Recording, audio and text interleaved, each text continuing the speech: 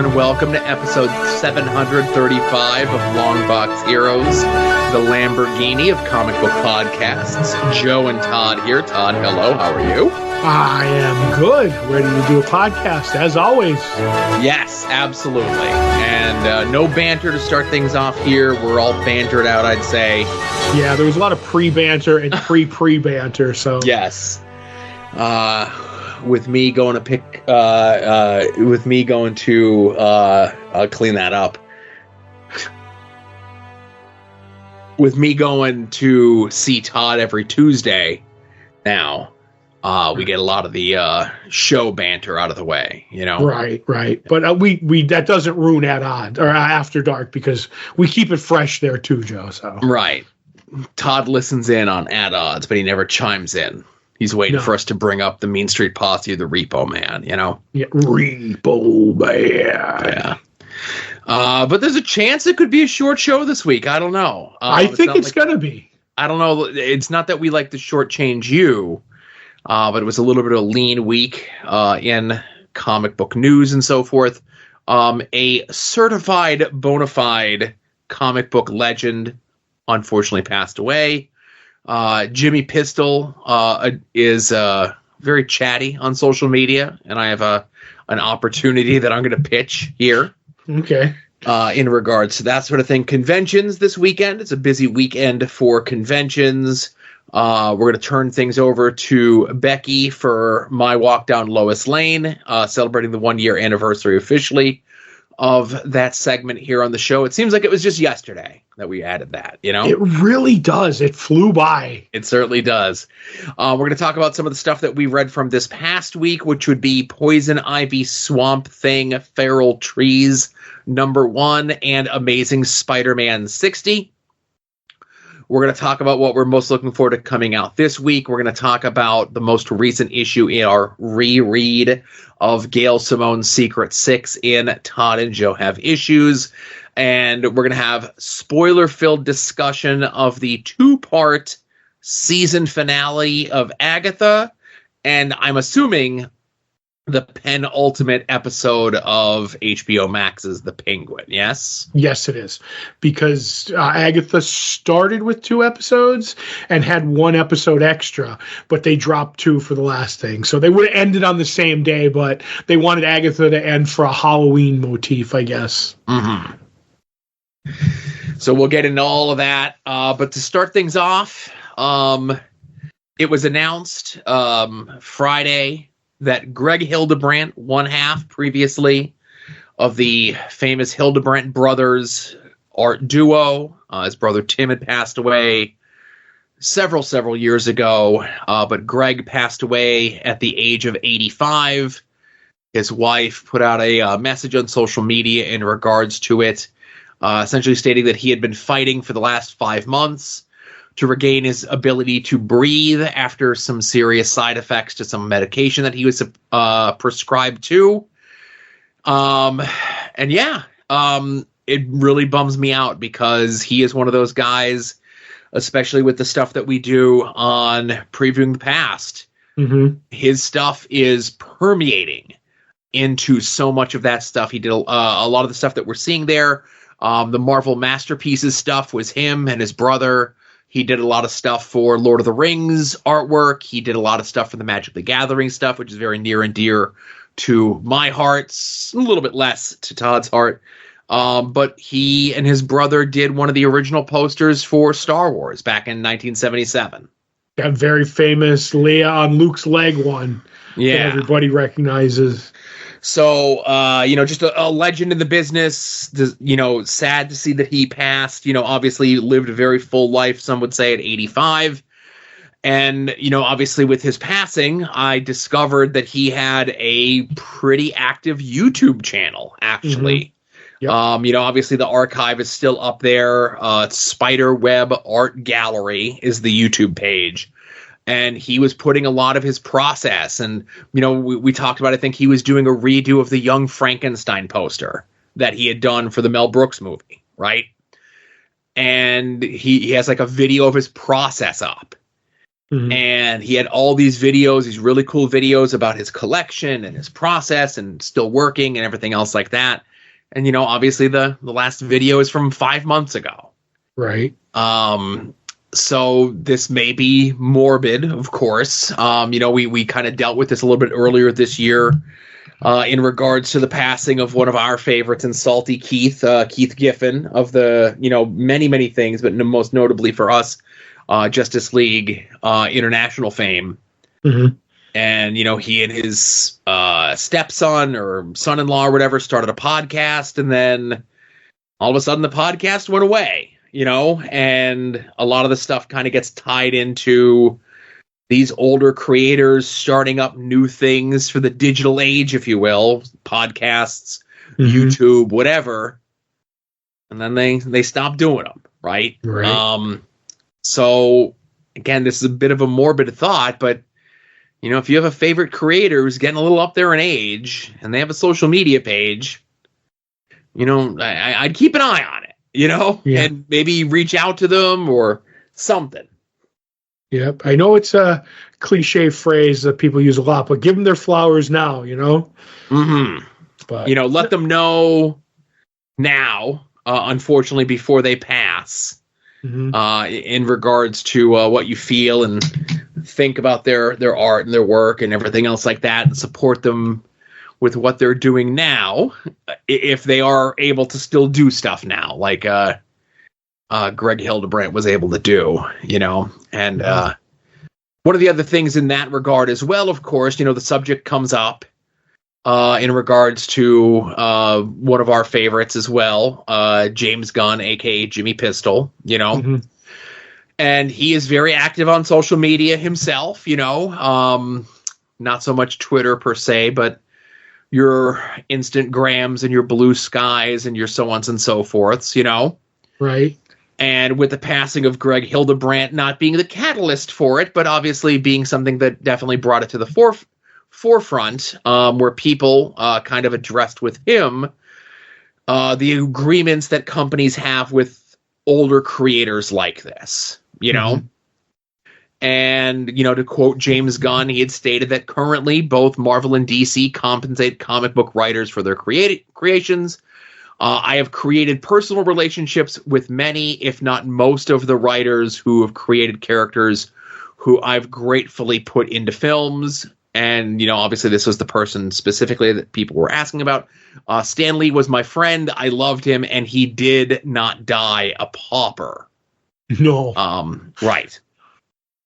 So, and that's one of those things. And then he had later reiterated, saying that when I said they get paid for their creations, I meant they get paid when they're used in films, as they should be paid when they're used in films or TVs or so forth. Right. Right. You got to clarify that, So it's good to see that Marvel and DC are having a little bit more of a resurgence, a little bit more honesty, a little bit more upfrontness in regards to how they are compensating some of the older creators for the stuff that's being used here.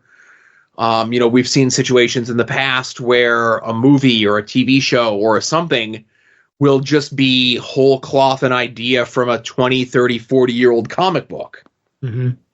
And granted, it's using existing IP, but the story idea, how much of whatever the last Thor movie is, a lot of the humor notwithstanding, but Gore the God Butcher, like that whole origin and images that were seen in the trailer were lifted whole cloth from Jason Aaron and Asad Ribick's Thor God of Thunder run. Yes, it was. So, obviously one would hope that they were compensated for that. And, we're not getting an official word from Marvel. Marvel, part of the Disney thing, has a little bit more layers, I think. Jimmy Pistol, he'll say a little bit more publicly in these sort of regards, Right. And now another thing that came up, related but unrelated to this, is somebody reached out to Jimmy Pistol, and listen, he's very active on some social medias, as I mentioned. Unfortunately, it's the ones that I'm not as active on. And somebody had kind of pushed a rumor to him in regards to that his Justice League movie was going to take inspiration from the New Frontier Justice League thing, right? Mm-hmm. And it was just like one of those aggregator sites put out a thing that said live action Justice League, written and directed by James Gunn, is currently in development based on the New Frontier, right? Right. And Jimmy Pistol just came out and said, nope, sorry, no truth to this whatsoever. Okay. So go ahead. No, I was going to say just shot it down, whole cloth kind of a Shot it down whole cloth immediately. Now, that being said, with this level of transparency, I feel as though we, whether it be Todd and myself, or we collectively as a listenership to this podcast, could agree upon something, and we can't abuse this power, right? Right. But we could agree upon something. Like, let's just say we want to know, they're going to do a Jonah Hex movie. Right. I'm leading with that, but go ahead. Right. Okay. And we just say sources say there's a Jonah Hex live action movie in development that is going to take place in the greater Jimmy Pistol cinematic universe. Right.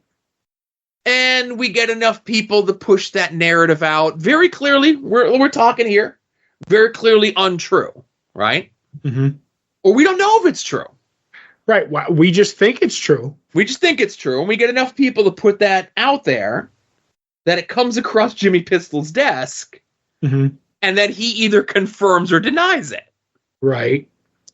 And I think, like I said, it's not something that we could abuse. It's not something that we could do like, oh, let's get him on this, or let's get him on this, right. or let's get him on this. Right. We're not going to have like a weekly Jimmy Pistol segment, Yeah. But it's something that I think we can agree upon, get somebody to put together like a fancy image, attribute it to a website that may or may not be real. We all share it, maybe tag Jimmy Pistol in it, and see if he confirms or denies it, right? Right. Is that underhanded, Todd? I don't know. Well, it's not overhanded. I'll just say it's ingenious. Let's put it that way. Okay. And, it's not like, it's not like we're literally embezzling from the old folks' home. So it's not that underhanded, but it's like, it's, as we always say, this is comic book stuff.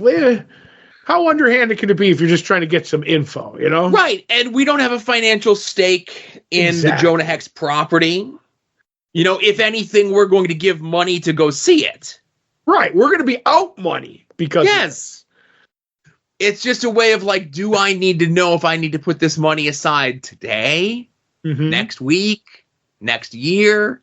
Or maybe is it going to be an HBO Max like serialized show? Do I need to sign up for HBO Max, right? Right. Yeah. Re-sign up for HBO Max. I obviously have signed up for HBO Max. Penguin.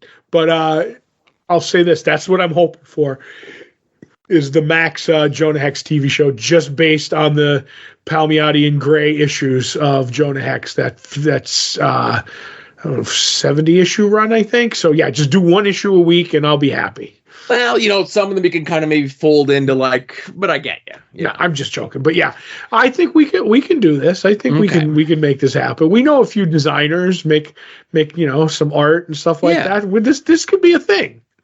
Sources say.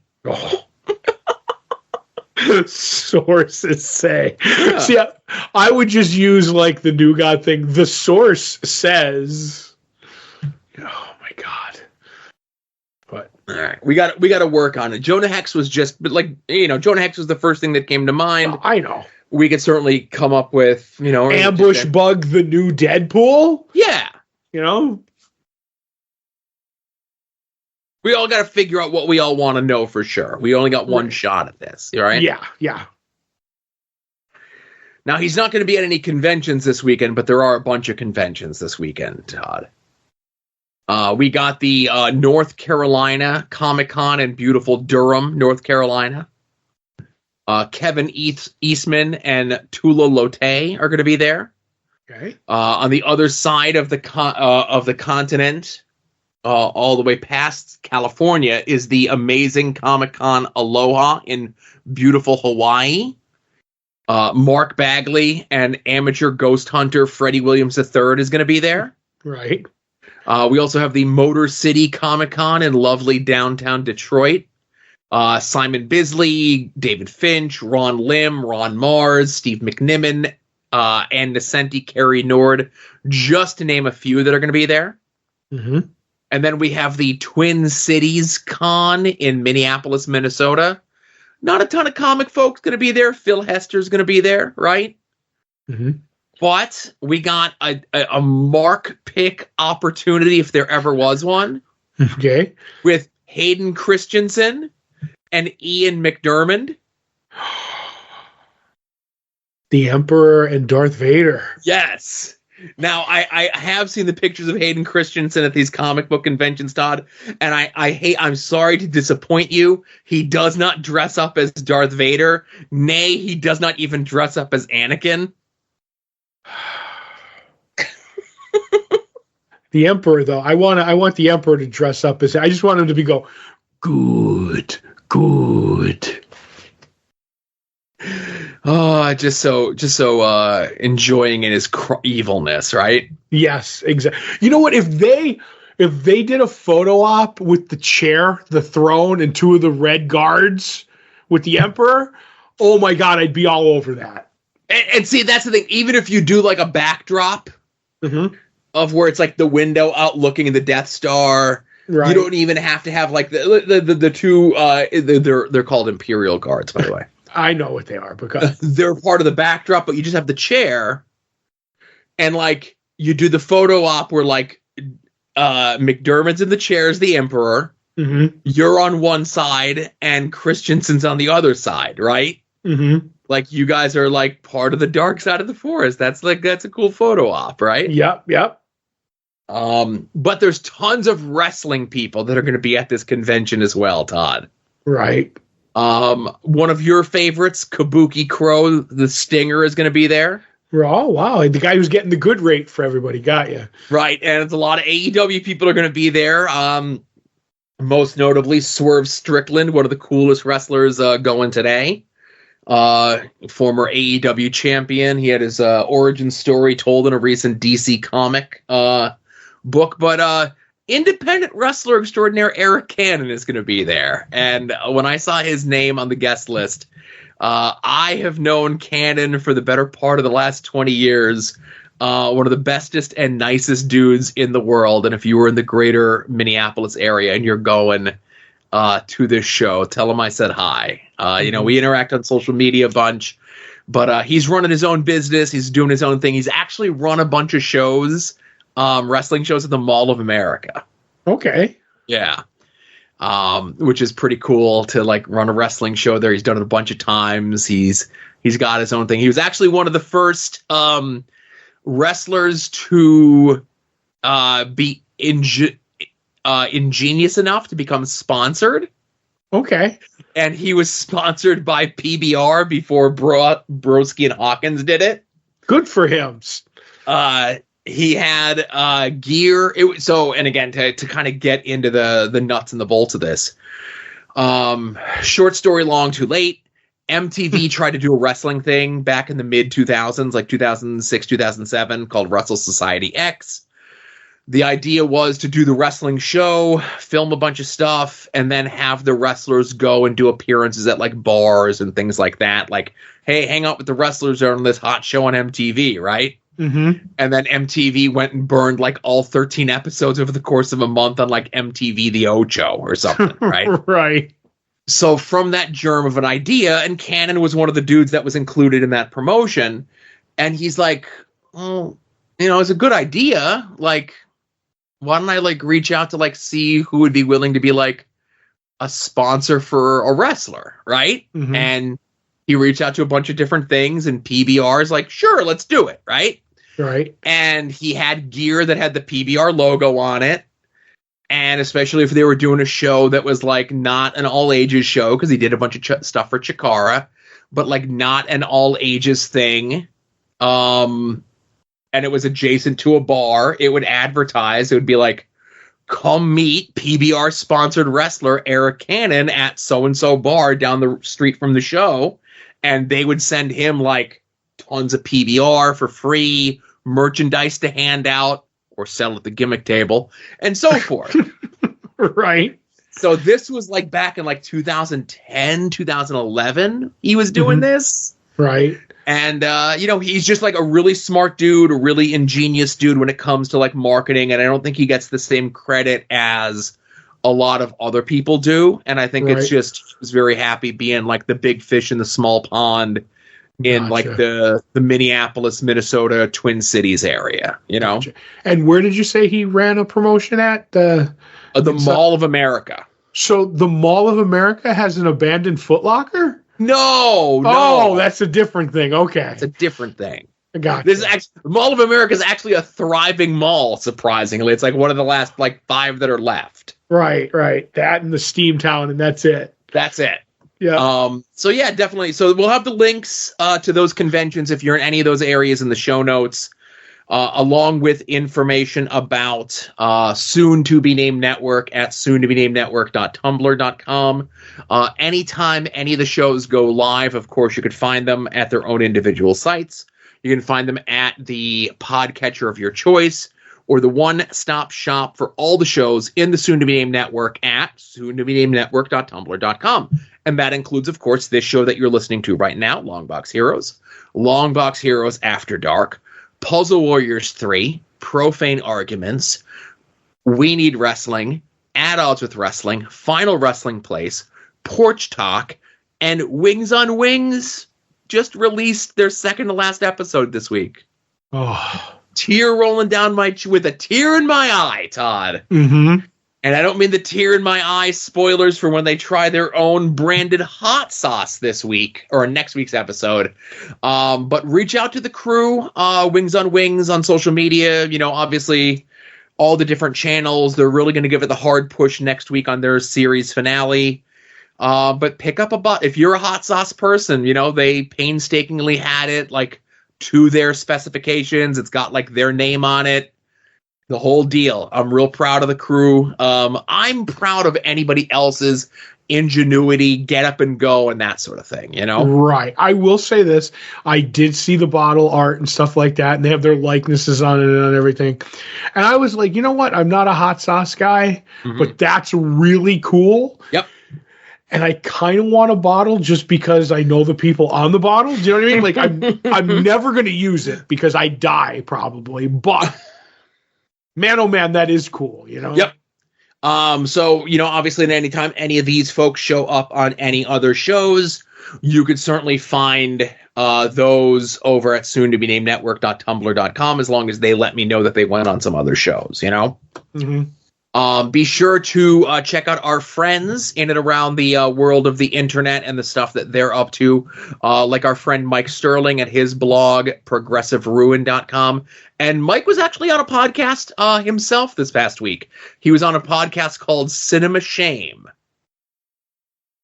where you go on and you discuss a movie that either maybe you've never seen before and you hold it with great shame, or maybe a movie that you're ashamed to love. And I will say this, he did not go on and talk about the Spirit movie. That is shocking. Yes. But definitely check that out. Mike is one of the best dudes around. Our friend Kevin, go check out his blog over at helionsteam.com. Go check out Rick Williams, the Chop Shop, over at freekaratechops.storeenvy.com. He's got a whole bunch of like little resin figures, pins, and stickers inspired by sci-fi fantasy wrestling stuff of his own creation. Go check out Jason Sandberg's Jupiter, still available a la carte over at his Indiegogo page. Go check out Chris Runt's Battle Monsters, his self-published comic, over at his site, fortressofcomicnews.com. Our good friend Davey of the band Cave People, he has his own self-published comics over at his website, cavedomaincomics.com. I know he said he's going to have something new percolating in 2025. I am looking forward to it, but in the meantime, go check out his previous offerings of Mending and Keeper. And if you do not have a comic book store in your area, or you do not have a good comic book store in your area, let our store be your store. Comics on the Green. I have the Facebook page for them linked up here in the show notes. Dave and the crew will let you know when the books arrive, what the final order cutoff dates are for some of your latest and greatest and favorite books, the hottest stuff that's coming out over the next several months. And they haven't had any Silver Age key issues fall into their laps recently, but when they do, they will take loving pictures of them and put them up on the Facebook page. You could sign up for their mail order subscription service, get your books mailed to you weekly, bi-weekly, or monthly. And if you do, there's a chance you could get a sketch on the package from our good friend Becky, who we're going to turn things over to now for my walk down Lois Lane. Welcome back to my walk down Lois Lane. Recently I crunched some numbers, and it turns out I've been doing this for nearly a year. So to celebrate, we are going to talk about the Lois Lane comic that started it all. So for those of you who don't know, Catwoman is my favorite comic book character. And while I have a few of her Golden Age appearances in Batman, I don't have selling organ money to buy a Batman #1, which is her first Golden Age appearance, so I settled on buying her Silver Age appearance. I picked up the first and second for $15 each, back when nobody cared about them. And when I opened them, I was exposed to the best of DC's Silver Age weirdness. This is Lois Lane 70 from 1958, so let's dive in. One day, a giant mechanical bird is flying over Metropolis, dropping flyers for the grand opening of a new bird sanctuary by millionaire Harvey Hawks. He considers himself, and I quote, a bird fancier. And Lois and Clark discuss going to the exhibit when over the radio it announces that the Penguin has escaped from jail. Clark makes an excuse to leave the room so he can fly off as Superman, and Lois uses her super intelligence to put Penguin escaping jail and bird fancier's bird exhibit together, so she heads off to the museum. The comic then takes a few pages of Lois looking at all the birds, and it teaches the reader about them until she sees a shadow of the Penguin's umbrella, smells gas, and passes out. When she wakes up, she's surrounded by large cats and Catwoman. She's trying to steal the birds to sell them and retire. Nobody will suspect it's her because she does cat crimes. Selina tells Lois unless she'd like to be ripped apart by a tiger, she's going to put on one of Catwoman's costumes. Once she's the perfect clone, that's in the comic, Selina has her stare into a cat's eye magic ring to catalyptic hypnotize Lois into believing she's Catwoman. Selina gives Lois a bag of catarangs and magic catnip perfume and teaches Lois to control the large cats before sending her off to kill the Penguin so Selina can go break into his hideout and steal all of his stuff. Meanwhile, Batman has joined Superman in the search for Penguin. Below on the city streets, a parade of birds are passing by, and no, not the feather kind. Birds as in Linda Bird, Lady Bird, and Lucy Baines, all part of the Keep Metropolis Clean parade, with the Penguin hiding in the float on his way to rob the museum. When he gets there, he uses his helicopter button on his umbrella and gets inside, where he sees Lois as Catwoman. He immediately begins hitting on her. He calls her kitten, he says they should get married, and Lois immediately attacks him with a catarang, knocking him out of the window and into the fountain below, just in time for Batman, Robin, and Superman to arrive. Superman uses his ice breath and freezes the Penguin. Batman and Robin leave with the Penguin apprehended, and Superman changes into his Clark outfit to gather some notes for the newspaper. He spots Catwoman out in the courtyard talking to her big cats. He recognizes her voice, so he x-rays her and sees that it's Lois. He starts questioning her on why she's all dressed up. Lois tells him she's Selina Kyle, not some chick named Lois, and says she knows who he is and that he's Superman's friend, and pushes him into a pit with her tigers.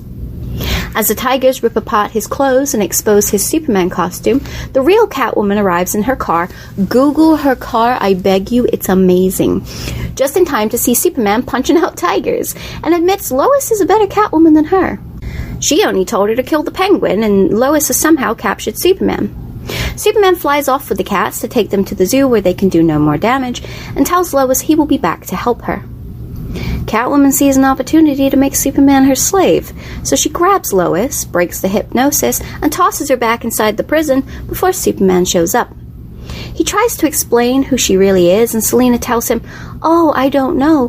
Why don't you kiss me and see if my memory comes back? Because it's Superman, why not?"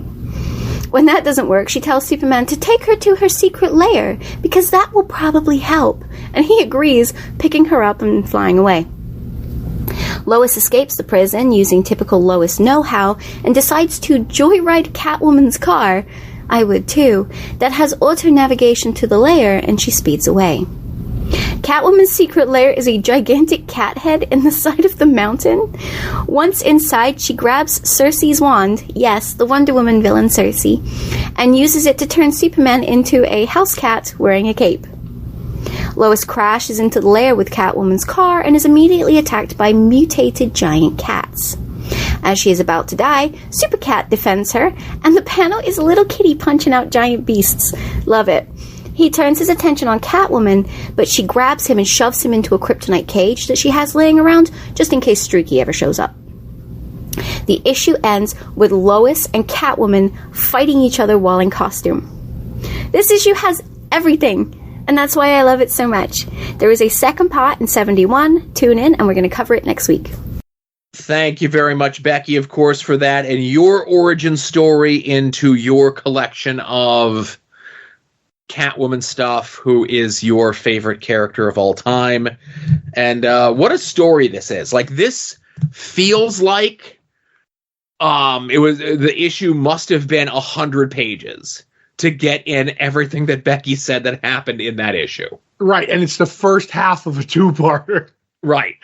But I'm with it, and it is interesting. I do like the fact that somebody's smart enough to go, well, I'm a cat-themed thief, and they're a bird-themed thief, so I'm going to give up stealing cat stuff and steal the bird stuff, and he'll get blamed. I'm like, in whatever year that was actually probably the most ingenious idea they had at DC up to that point.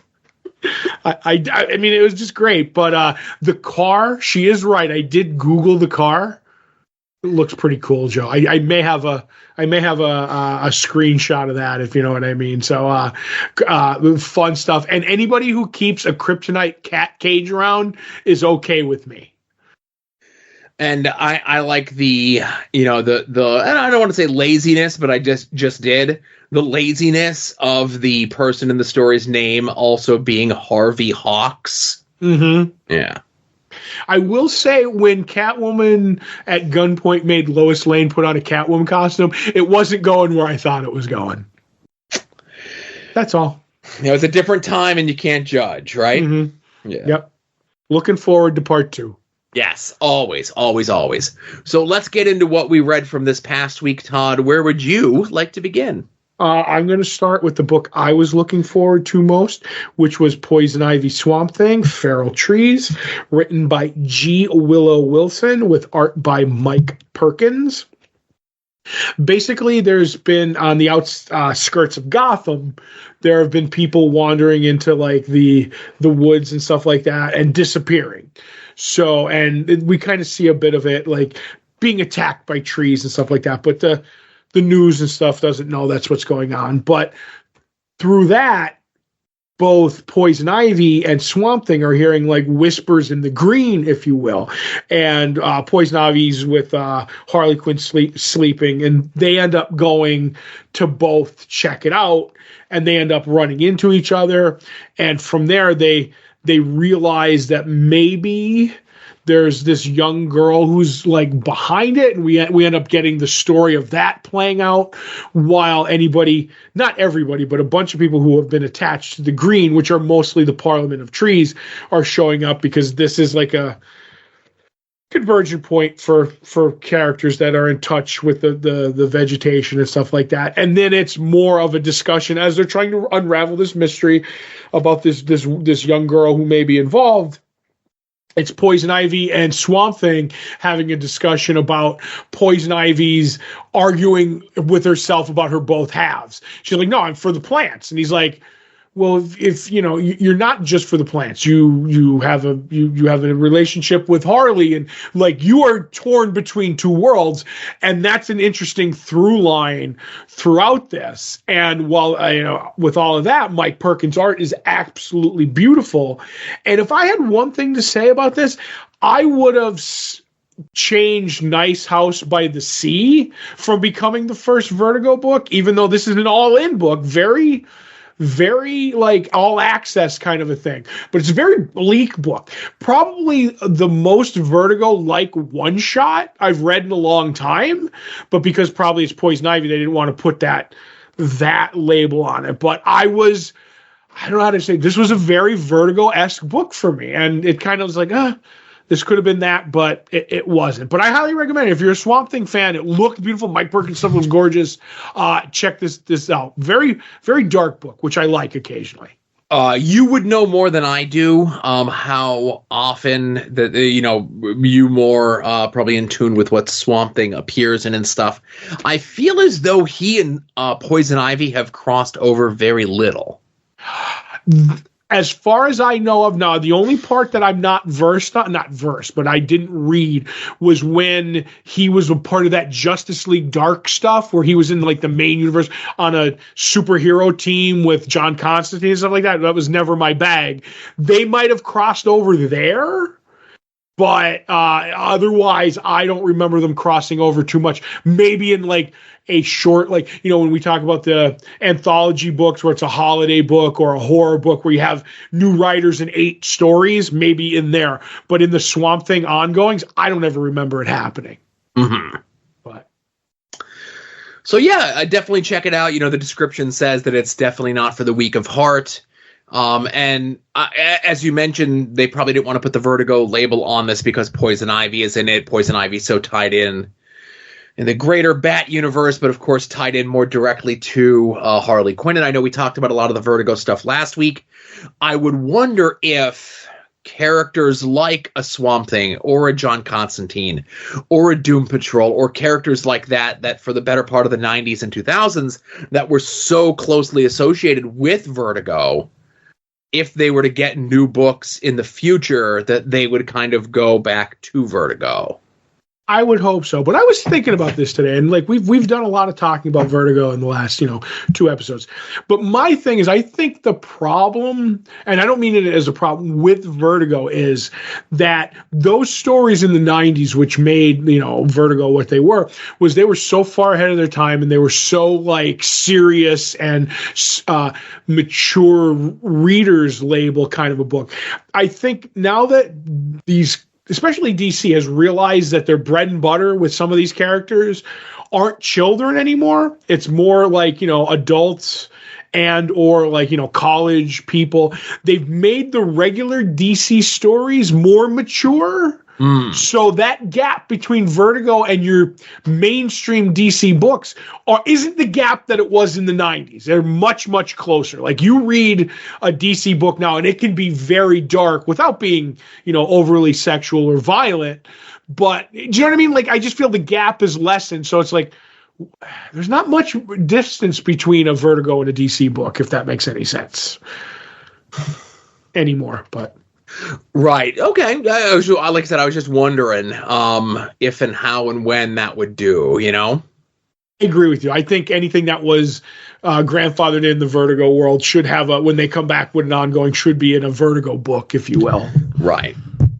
Now, the other book from last week, because I'm a bad co-host, I did not read the Poison Ivy Swamp Thing book, but Todd did read Amazing Spider-Man 60. Which was Zeb Wells' farewell to Amazing Spider-Man. And while the main story, of course, is the Zeb Wells story, it is essentially one big story and then 1, 2, 3, 4, 5, 6 smaller stories ending with, where Joe Kelly's book is going to jump off from, right? Right. And I will say about the Zeb Wells stuff, that was Zeb Wells and not Grant Morrison. Okay. Man, oh man, in a couple of those stories when he was fighting Monochrome or whatever the guy's name was, and he had 7 Rainbow Raider Spider-Mans, I was like, ooh-wee, channeling your inner Grant here. Take from that what you will if you know how I feel about Grant Morrison. I do. So the main story is just kind of the wrap-up of the last couple issues that had been all the stuff with Tombstone and the crime stuff that had been like a larger part of Zeb Wells' run, especially the last year or so, and they do a bit, and I'm not going to give too much away, but again, it wraps up the story, of course, essentially that while the judge does agree to let Tombstone go free, citing that it was because of Spider-Man's involvement, Tombstone gives the message to Peter Parker, and they always play fast and loose because of Tombstone and Peter and Spider-Man's relationship with Tombstone during the story arc, whether or not Tombstone knows if they're one and the same, but he essentially just says, like, that you would have won this decision, but I paid off the judge, essentially. Mm-hmm. So then that's the end of the big story, and then you get, like, a little bit of a bit of a story with Peter Parker and Aunt May. You get a little bit of a story with Peter and Mary Jane and their respective current relationships, not with each other, and how that all fits into things. A bit of a resolution question mark with Peter's relationship with Ben Reilly, who is currently Chasm, who was a big villain, last year in these books. And he might be a villain going forward as well, somewhere down the road. And there was a little fun story in there in regards to Spidey celebrating Wolverine's birthday. Yeah. I have one question before we get to the other stories. Yes. Can you tell me who or what a web-wanging rec rap is? Okay. So I purposely left that for the end. Okay. Mm-hmm. Rec rap, if you have it written down in front of you, is Parker backwards. Oh, I got Del Rusked. Yes. He is a kind of different dimension holdover. Like, this is the only little bit of the Spider-Verse stuff that has leaked into Amazing Spider-Man. Like, all the Spider-Verse stuff exists. It's an own separate corner of Spider-Man books that I don't read. Mm-hmm. And the rec rap stuff is some of the stuff that I like the least from Zeb Wells' run. And they do a little story, and Zeb Wells ends it with saying, "Sorry, Joe, now you have to use him." Mm-hmm. And if Joe Kelly, you're listening to this, you don't have to use him. It's okay. Right. Right. I was wondering if he was Peter Parker's or Spider-Man's Mixelplick or Batmite, if that's kind of what he seemed like to me. You know what I mean? Kind of, sorta, I guess. Meets a dog. I don't know. Yeah, it's not the best. Okay, gotcha. Yeah, I'm with you. We can leave him behind. Of all, like, I really like the Spider-Man Aunt May thing. Mm-hmm. I know you didn't like the villain that Spidey and Jackpot fought, but I liked the bit with Peter and MJ kind of lamenting on how their lives are, that they have to now, like, Mary Jane's like, okay, now I know what you went through all those years when you were rushing because you had the dual identity sort of stuff, right? Mm-hmm. And then the Spider-Man Wolverine on his birthday stuff. I like one of the things that's a holdover from Bendis's Avengers from however many years ago that was, is that begrudgingly Peter Parker and Wolverine are friends. Yeah. And I will say, because you brought it up a little bit earlier, is the Chasm story. I thought of all of them, kind of I like that one, and then Chasm like talking to himself saying, maybe things aren't what they are, what I said, you know what I mean? Yeah. Which leaves it on an ominous note. So I kind of like that, but otherwise I was like, I don't. And the other thing was I went in not knowing anything from the Zeb Wells run, so I was like, not lost, but you know what I mean? Like you're in the epilogue, and you're like, for sure. And it's just a bit confusing. You're like, okay, I understand something went on with Tombstone. I understand this. I understand that. But the meat and potatoes of it is lost on me. That's the only thing I have to say about that. I get you.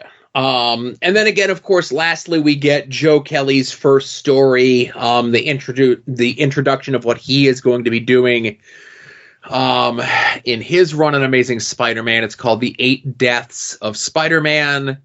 There's a whole big, and it's Derek Robertson on art, right? No. Mark Buckingham on art. Mark Buckingham. My apologies. So there's a whole thing with the villain Override and how Peter is like kind of using his smarts to attempt to defeat him. And that feels like it's going to be the majority story of what this story is going to be until like the last like page or two. Right. And I don't know, it's on the cover of the next issue, but I don't know if we want to spoil it here.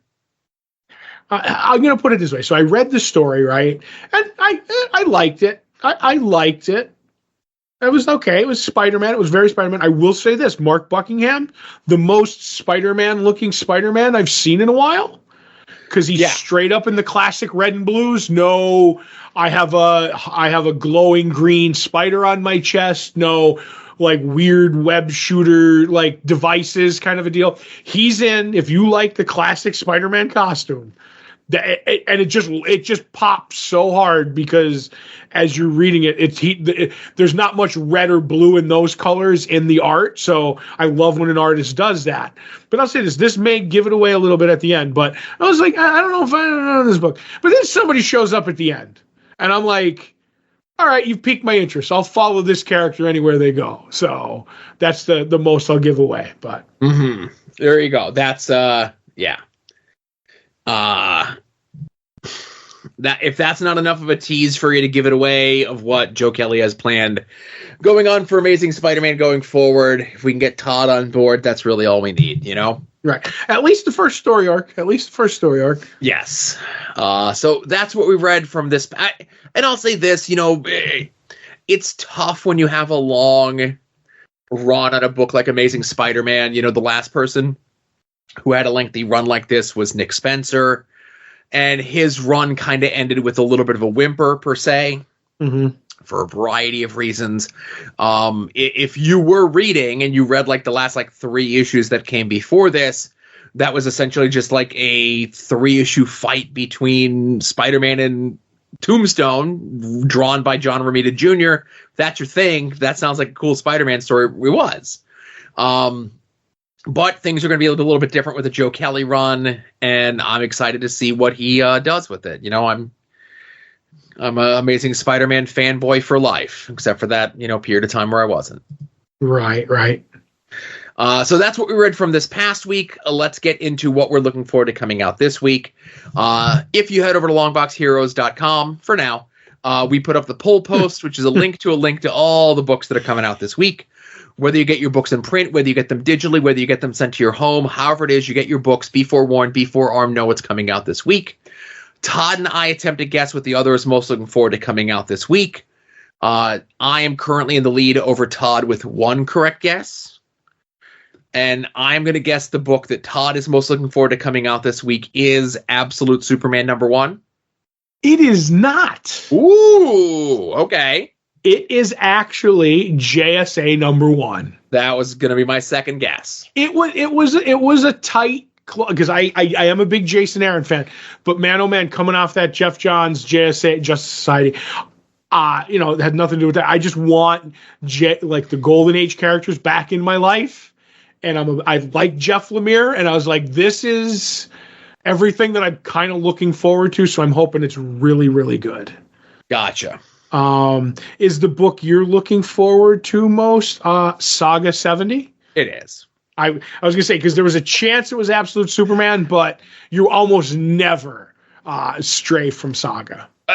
So this was a tough week. Yeah, this was 3 big ones. Yeah. If it could have been any of them. You know what I mean? Could have been Absolute Superman #1. Could have been JSA #1. But if Saga's on the list, it's more than it's like a 99% chance that it's going to be Saga. Yep. But I have a feeling that we'll be talking about, at the very least, JSA and Absolute Superman #1s next week here on the show, and I'm sure Saga as well. Right. While you're over at longboxheroes.com or patreon.com/longboxheroes, whatever, be sure to check out past episodes of this show, past episodes of Longbox Heroes After Dark, and the current ongoing Todd and Joe Have Issues, as we are rereading all of Gail Simone's Secret Six from the very beginning. This week we have read issue 27, which is part 3 of 4 of a crossover. And again, I know last week I had intimated that it was essentially DC's Savage Land, but it's whatever the name of the world that Warlord is from. Skitaris, I believe. Yes, Skitaris. I'd have to have it in front of me to pronounce it, and I don't have it right here. So right, neither do I. Mm-hmm. So yeah, this is just the continuation. We get a little bit of the inner monologue of the new character that is working for Mockingbird and the way that her powers work, the way that she analyzes some of the heroes, and I say heroes loosely, for both Bane's Secret Six and Scandal Savage's Secret Six.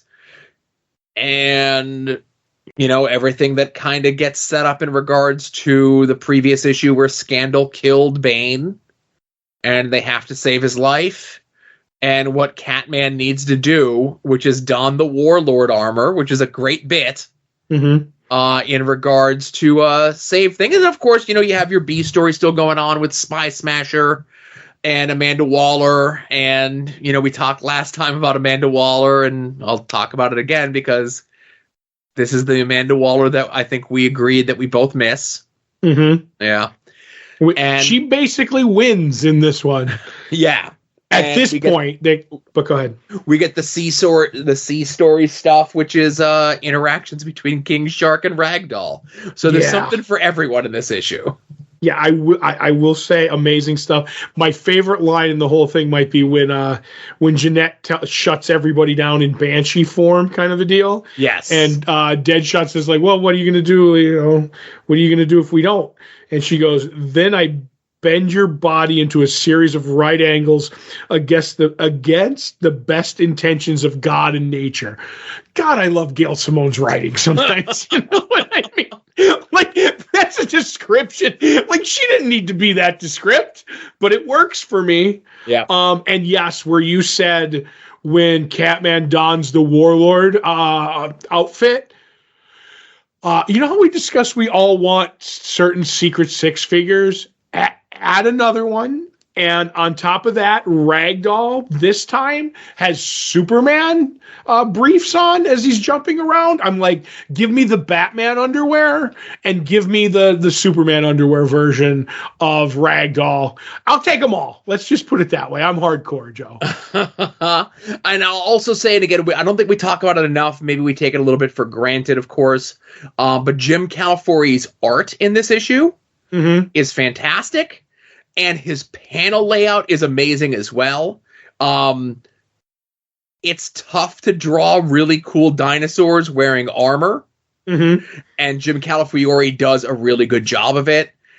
He does a lot of presentation with panel layout, like I said, in this issue, just the way that things are laid out. There's one in particular where Scandal is making the plea to Jeanette in regards to saving Bane's life. That is a mostly red backgrounded page with the blood of the wound of Bane dripping down through the other panels. That's striking. Yes. That's really good stuff. Whether that was Jim's idea, Gail's idea, or a combination of both. There's a bit in there where there's the woman who turns into a cat, and the way that he does that transition there between her transformation from a cat back to human form is really good. And like I said, there's so many shots in this issue of just really cool dinosaurs wearing armor. Yep. All around good stuff. And for me, like you said, a nod to all the Warlord stuff. I kind of like that book. So I'm like, okay, I understand who these, I don't know like deep, like arcane knowledge about them, but all the characters, I'm like, I've read them, so I do know. And at this point in Warlord's thing, because they say they have the mask that can bring people back from the dead, and they're like, the guy's like, no, we're not bringing our buddy back. He's gone. He's dead. Mike Rowe is like, I've written him, I created him, I went away from Warlord, I came back, and he ends up killing him in a miniseries, and he kind of King Conan's it. He's like, my son's gonna take over. So there's like the son of Travis Morgan is running certain places.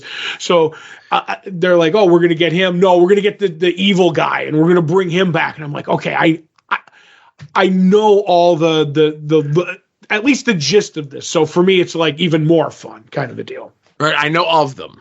Right. Yes. Yeah. So next week is issue 28, which is the finale of this storyline. And then 2 weeks from now, we have the Doom Patrol drop-in issue. And then we're almost done with this. I know. Can you believe it? It seems like we just got My Walk Down Lois Lanes and Secret Six. I don't know. But it's been a whole year. And then, obviously we will, if you're following along, we have the post that goes up every week in regards to the description of where everything is.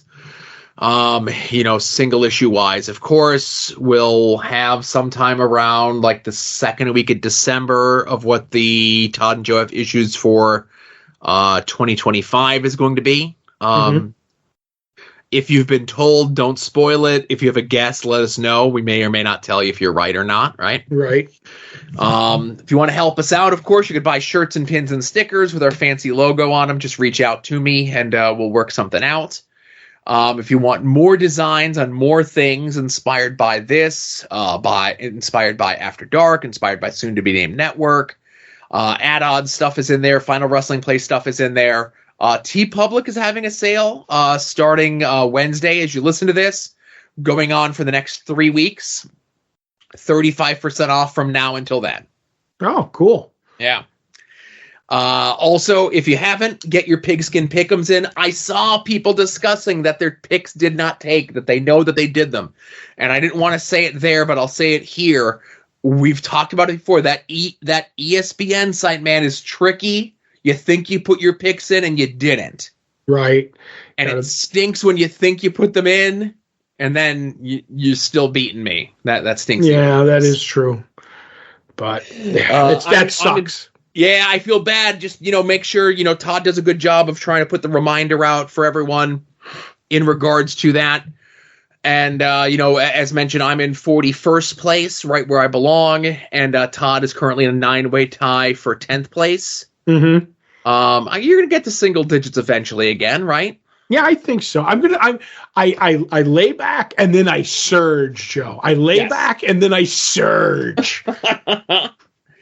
You also want to help us out. You can make any and all of your eBay purchases through our eBay affiliate link. This page contains affiliate links for eBay. We may receive a small commission on purchases that you make. You can use affiliate links anytime you want to buy anything on eBay and support us at the same time. Yeah. I make no secret about this. eBay is typically where I get whatever I get Todd for Christmas. I actually just got my dad a birthday present off of eBay, right? Right. They're not making brand new Rocky and Bullwinkle What's the Matter You sweatshirts. They're not? They're not. So, sometimes you got to go and buy somebody's old clothes off eBay, and that's just the way that it works, My favorite line from Bullwinkle is, when they do the thing and they cut back and they're like, last on, Rocky and Bullwinkle, they go, Bullwinkle and Rocky were staring down the barrel of a gun, and Bullwinkle looks straight into the camera and goes, what's worse is it's staring back. And I'm like, that's a great gag. I miss that show. Yeah, it was a very smart show for its time. Very smart show in a dumb time, Yep. Yes, it was. But if you want to help us out and support us, the best and easiest way to do so is patreon.com/Longbox Heroes. For as little as $1 a month, you're going to get 2 bonus shows from Todd and myself. Those 2 bonus shows are Comic Book Oddities, where we look at some of the more maligned, maybe rightfully forgotten attempts to bring comic book properties to the small and silver screen. Later this month, we're going to be recording 1985's Helen Slater classic Supergirl. Sadly, not Legend of Billie Jean, which I could probably recite from memory. This weekend, though, we will be recording Previewing the Past for November 1994. Those 2 shows, like I said, are up there on the Patreon. The $1 is also going to get you access to the soon-to-be-named network Discord, where each of the shows on the channel have their own channel in the Discord. Plus, there's all sorts of other discussion and topics and so forth going on there. Relatively friendly. Obviously, nobody everywhere agrees all the time, but it's very cordial. I would say if you're looking for a break from other social media outlets, give us a try. You also get full scans of those preview catalogs that we discuss on Previewing the Past. High quality, expertly done scans of those preview catalogs. Kudos to them for doing so. $5 a month is going to get you access to those two bonus shows 2 weeks before everyone else. And it's also going to get you access to After Dark 2 days before everyone else, so that you can listen to the shows in the correct listening order. Mm-hmm. And hey, patreon.com also houses the main show that you're listening to right now and After Dark when it goes live on Fridays. They are on an RSS feed that you could subscribe to for free. I get a little bit more into it on After Dark this week, so I'm not going to belabor the point here. But point your podcatcher there, or even just sign up for the Patreon for the free access to get the notifications when these shows go live. Because, again, sometimes when we have issues with the hosting site, where longboxheroes.com is, Patreon, I don't have issues with the hosting there. Those usually go up relatively quick. In the last 6 years that we've been doing the Patreon show, I think I can count 2 times in that time frame where I had issues posting up a show to the site, whereas just this month alone, I've had 3 on our main hosting site. So, right. Like I said, After Dark, more on that. Next month, more on that. Month after that, we're going to ease you into it, everyone. It's going to be a seamless transition, let's say. Right. Yep. But let's get into discussion of our TV stuff, unless you have anything else to discuss out of any of the plugs or anything like that. Nope, we're good. All right, perfect. Let us start off with the 2-episode season finale of Agatha All Along.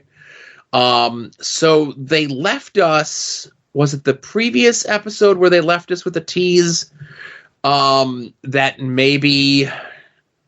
no, so it was a bit, again, because it was 2 episodes, it all gets jumbled in my head, right? Right.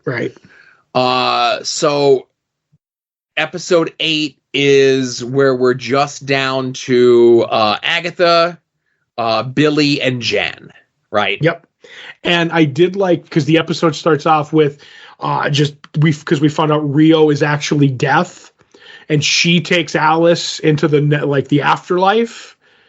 And when Alice says, like, "Oh, I'm dead," is this all I get?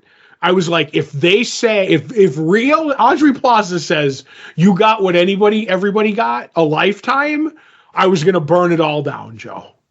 I literally thought they were just gonna straight up swipe from Sandman, but luckily they didn't. No, they did not. Mm-hmm.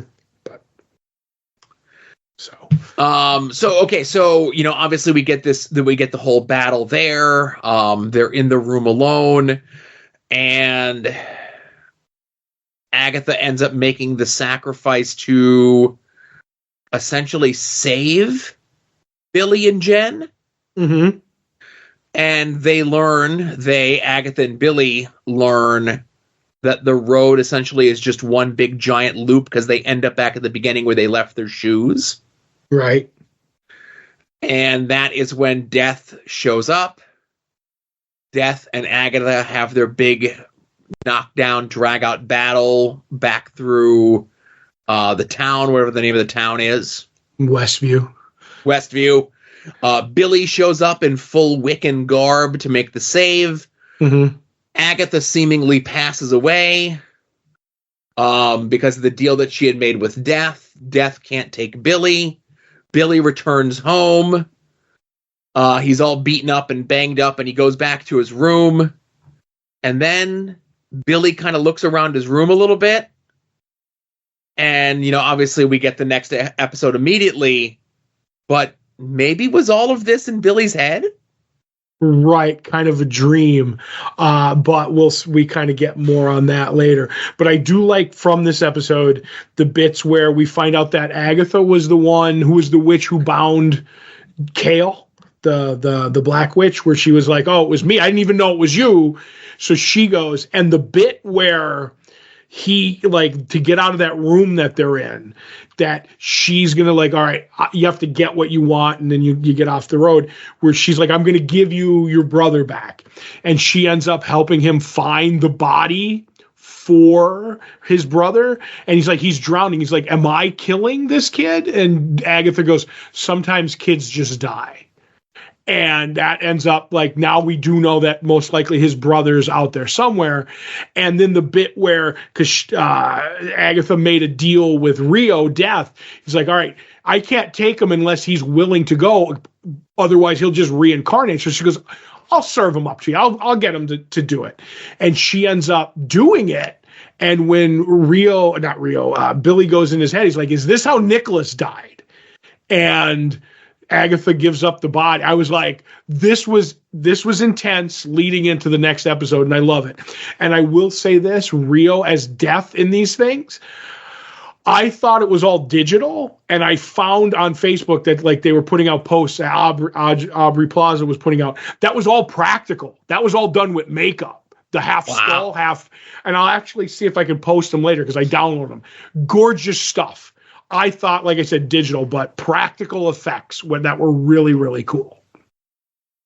So I really like that episode. And then in the second episode, as Billy is piecing everything together from the stuff that's in his room that was in the adventure that he had went on with Agatha and the other witches and everything else like that, we flash back to, I guess, what would be like the 1700s, the 1600s? 1750, I think it was. Okay. Where Agatha is with child.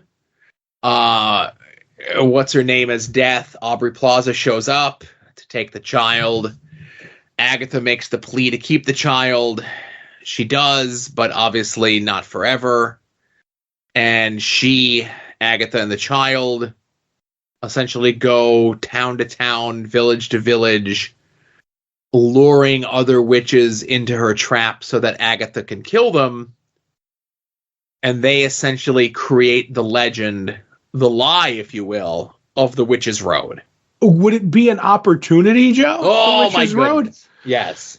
But yeah, and so like all that's going on. I really like that. And then, you know, one day the kid doesn't want to kill witches anymore. Like he's like, we could do it tomorrow. And that's the night Aubrey Rio Death comes for the kid. And Joe, the bit where Rio comes to take the kid and they're sleeping and the kid starts walking toward Death and Rio goes, go back. And she goes back and kisses her mother. Niagara Falls. I was like, this is so good. And like, the thing was, I have to ask you, do you think it was what was keeping Nicholas alive was killing the witches, and him taking the day off made her come for Nicholas? Yes. That's what I think too. And him being tired of it and being a good soul, like made him, made that be the end. And I thought that was a tough scene. So then that is when Agatha turns. She continues on her rampage of killing other witches, but obviously it's no longer for keeping her son alive. It's just to give her more and more power. Right. Maybe to bring him back if she could. Possibly. Mm-hmm. And then we come back to this current time frame. Agatha shows up with white hair as a ghost. Mm-hmm. And because they did her up as a ghost, I really don't get a good look to see how bad the coloring or the wig or the anything else of it was. And this is essentially her and Billy now working together, whether it be to get Tommy, whether it be to get her son back.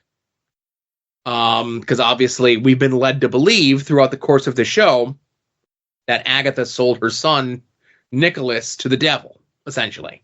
Right. And then there would be intimations that this is going to be the first time that we get Morpheus. Mephisto, you mean? Mephisto, yes, my apologies. Mephisto, even though we get a name drop of him in the show earlier on. And then, Agatha, of course, because she's sly and coy and everything else like that, she never gives the story of exactly what happened to her son. But now we know what happens. Billy knows what happens. Mm-hmm. And, obviously, while Agatha did a lot of bad things, it's maybe not the worst person in the world. Her and Billy working together to regain lost family members is going to be a very interesting story, I think. if they decide to do another season of this. Right. I like the bit too when he shows up as the ghost. She shows up as the ghost, and he's like, "Well, I'm done. I'm destroying you." And he starts sending her away, and she's like, "Please, you can't send me away." He's like, "What reason could you possibly give me to not send you away?" She's like, "I can't face him. I can't face Nicholas." And I was like, that hurt. And then the fact that the song was like her and the kid they made up, I don't know. To me, I mean, I thought this was a perfect ending episode. And the song, The Witch's Road, hits different for me now, if that makes any sense. I don't know. I thought maybe they could have trimmed some of the fat in the beginning episodes. 9 episodes, maybe they didn't need. They could have probably trimmed it down. But I think the last 2 episodes were perfect. And this is high up on my list of because of the strong ending of Marvel TV shows on Disney Plus. Yeah, again, not everything needs to be like 8 or 9 episodes, you know? Yeah. Though I will say I give 100% credit to Catherine Hahn for, I don't know if she discussed it or they wrote her in, but now she gets to do green screen acting for season 2. Because think about it, she's a ghost now, so she's going to get paid. She don't have to show up to set, Joe. She just, here's your lines. You're a ghost now. You're see-through. You're in this room. Read them and go home. She's crusty. She's crusty doing the doll. The audio is what she is. Bada bing, bada boom. I'm out the door. And I love that. When any star can get that easier job done, like, I'm not showing up on set. Good for you, Catherine Hahn. Oh boy, looking on the bright side of things, I guess. Let's say, huh? Right. Yep.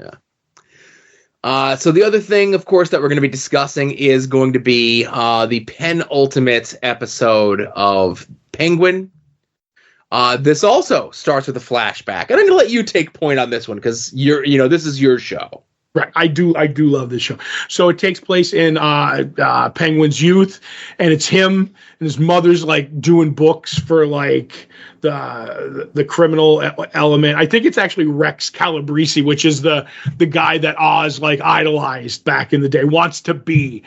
And the mother wants like nothing to do. I got work to do, this and that. And then the 2 brothers show up, and Joe, when they show up and she starts playing with them, this kid was good who played young Penguin.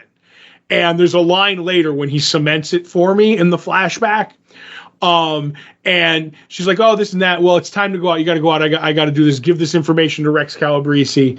And they go off and they give him the stuff and they give them a 50 and like Oswald. But you can tell Oswald's just like, not happy with his brothers because they get all the mother's attention.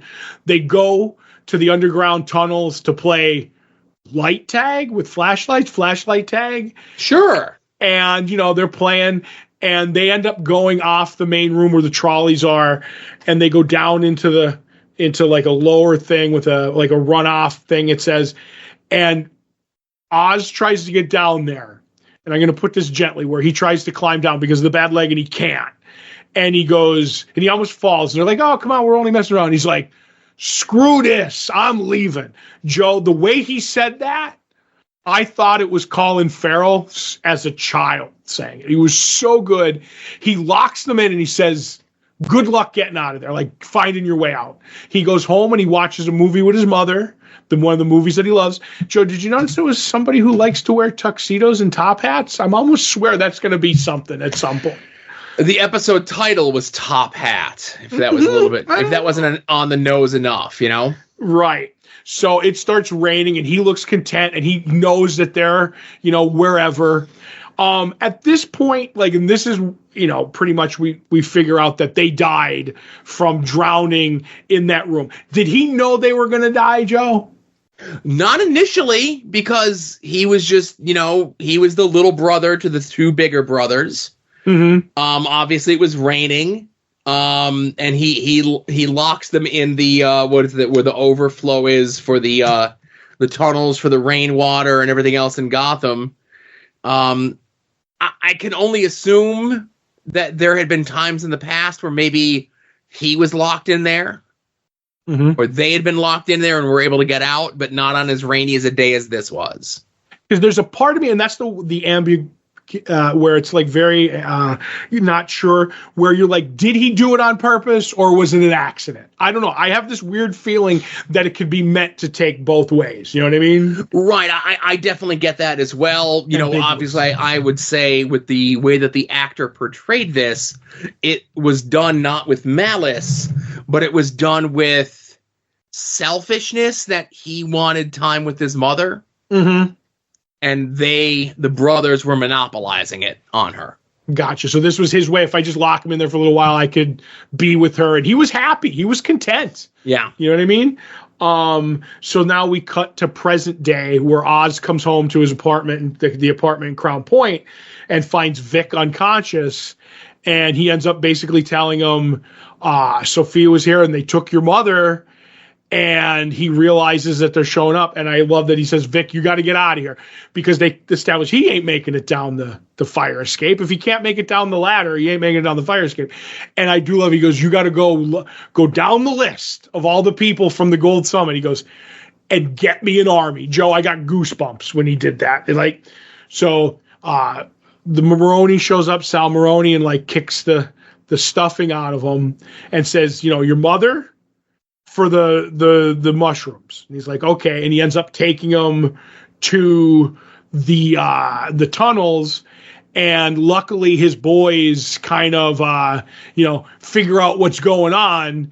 And, you know, Sal kills a bunch of them, but they're loyal. They're loyal to Penguin, and they end up pulling, you know, some fast Penguin thinking, and they turn the power out, and they get the upper hand on them, and Penguin and Maroney end up fighting, and Maroney gets so angry he has a heart attack and dies. And that was unexpected. I thought that at first I thought he died from the wounds from being stabbed in prison. You know what I mean? Because he wasn't, but I guess they established that it was a heart attack. And I was like, okay, that's kind of weird. Now I'm just going to cut back to Sophia having Penguin's mom.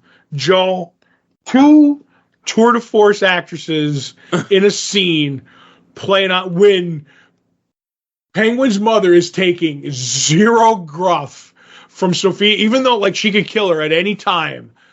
I'm like, oh my God, this is absolutely fantastic. Her just giving Sophia the business fearlessly. Such a great scene. Such a great scene.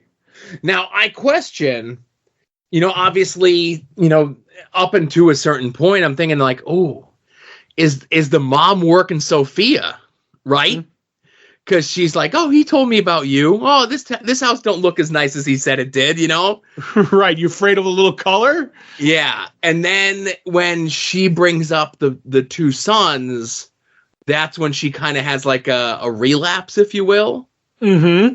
And kind of goes back to, you know, the things that we had seen before, when there was the time with Vic where she thinks that Oz is the husband still alive and the boys are still alive and that sort of thing, you know? Mm-hmm. And I like, and she's explaining that like, you know, like a little bit the story, because I think people know about the story of the kids dying in the runoff thing, where she's like, my kids are out there and we should be looking for them. And one little thing that she said was, and they don't have their umbrellas, Joe. And I'm like, oh, I think that's, there might be something with the Penguin and his umbrellas. But while this is going on, and the doctor, Dr. Rush, Julian Rush, comes in and says, listen, I've been, you know, I got my ear to the ground, and Gia, which was the only survivor from the Falcone family. The little girl, yeah. Yep, is the only one. She's talking, and she maybe remembers something. He's like, do you want me to handle it? She goes, no, I will. While all this is going on, she ends up leaving and goes to talk to the little girl. And she has the flashback as she's going into the room to her being put in the asylum. And she's starting to realize what she's done to Gia. And she ends up trying to explain to her, like, you know, like the family was bad. What I did, you're going to be better off for all of this.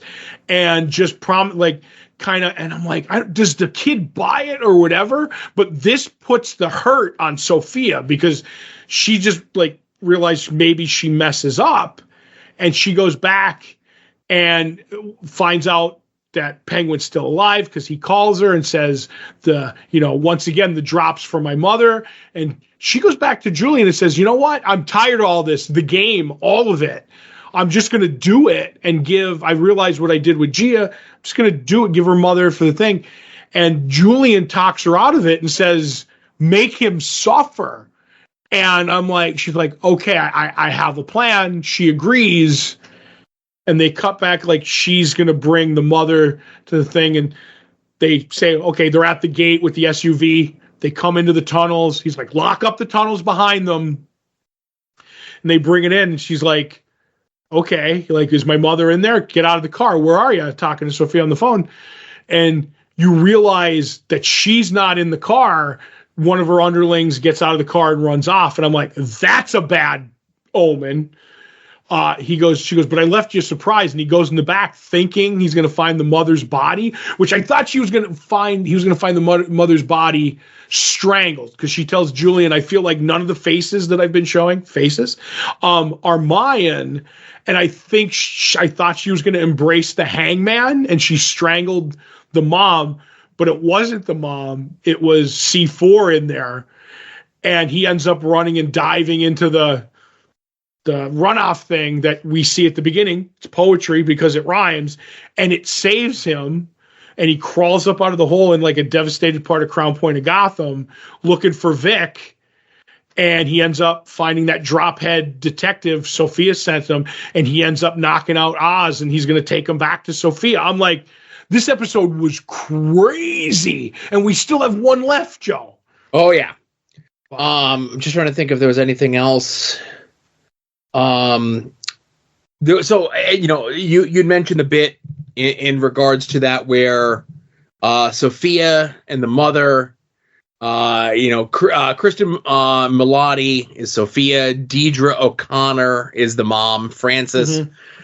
And, we talk about it all the time, and the mom says it there in the episode that Oz is always 2 steps ahead of everyone else. Mm-hmm. And I always say here on the show, is he? Or does he just kind of like luck his way into these sort of things? Right. Is he lucky? And I don't know. I still don't know. See, I know I can't prove it because, like I said, a lot of this show is ambiguous. I think he's very smart, but like plans don't always go your way. But he could turn it to his advantage when he sees a situation. I really do. I don't think they're going to make him be like just luck into stuff. But yeah, I'm with you. It could go either way. And then Dr. Julian with the mother, she uses that Cylon Knight Rider 2000 light on her. I'm wondering what the mother said to them. Like they have some info from the mother that they're going to use on Oz next week. Because that's the only character I don't get from this show is like, I honestly feel if we took Julian, the doctor, out of the series wouldn't change at all. He seems to be a character that something's going to happen in the last episode to make his arc worth something, because up to this point I think he's just literally a useless standing there in the background character. Right. We did get the episode did get the deal the previous episode where he and Sophia were cavorting. Right. And when Sophia comes into the room after whatever, and Julian's in there with the mom, and he has that like weird red flashing light thing. Mm-hmm. I think you're correct in that we are going to find out that maybe he has been manipulating things more so than we have been led to believe. Right. He's some villain we're going to find out. You know what I mean? Yes. But I don't know. I'm really looking forward to the last episode of Penguin, even though I'm going to miss it. I want to see how this turns out, man. I'm excited to see how it ends. We only got one more episode of this left, and then we do get a little bit of a break for a couple months of TV talk, which is always nice. Yep. It allows us to get caught up on the rest of our lives and read more comics and stuff like that to discuss on the show. But right. This has been a really good show, and this was one of those ones initially where I'm like, we're going to watch it. We'll give the first episode a try and see what we think. Mm-hmm. And here we are. It's maybe like one of the strongest things that we watched all year. Yeah, I swear to God, I'll go back to a couple of people. Like episode 1, There were people like, I'm looking forward to Agatha. I don't know if I'm going to watch Penguin. I watched episode 1, and there are people that I immediately texted. I'm like, give episode 1 a chance. Yep. So, and here we are. Yep. And then, then December, like I said, we have the Star Wars Skeleton Crew on the docket. We got Creature Commandos from Jimmy Pistol, animation stuff, but it's the first official whole cloth Jimmy Pistol DC Universe thing. I hear they're going to do Jonah Hex in it. I don't know. It could be. I heard from an aggregate site that they're doing Jonah Hex in it. Yeah, I heard that it might be like a backdoor pilot for it. Nobody take this clip and put it out there and tag Jimmy Pistol in it. Right. And then, of course, Kraven the Hunter is coming out in December, which we are going to be doing for our Comic Book Oddities movie over on the Patreon in December. I always forget about that, and then you slap me in the face with it every week. I enjoy slapping you in the face with such a classic. It looks great, Todd. I'm so listen, is it going to give Madam Web a run for her money? I assume the strength of this, based on plus the strength of Madam Web, I think they're just going to put the Secret Six movie that only has 5 villains in it and no Spider-Man. They're just going to put it out the next day. That could be. Oh my goodness. Well, hey everyone, that's all we got for this week. We do appreciate you listening and hanging in there with us. Of course, this was episode 735 of Longbox Heroes. For Todd, this is Joe saying, see y'all here next week. Remember, be a faucet, not a drain.